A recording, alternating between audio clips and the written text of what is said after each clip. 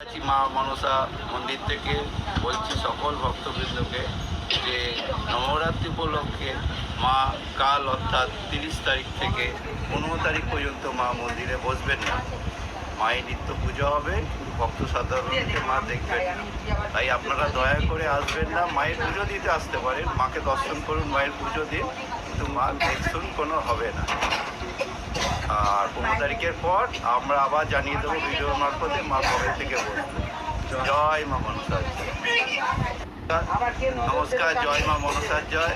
আমি কাকুরগাছি মা মনসা মন্দির থেকে বলছি সকল ভক্তবৃন্দকে যে নবরাত্রি উপলক্ষে মা কাল অর্থাৎ 30 তারিখ থেকে 15 তারিখ পর্যন্ত মা মন্দিরে বসবেন না।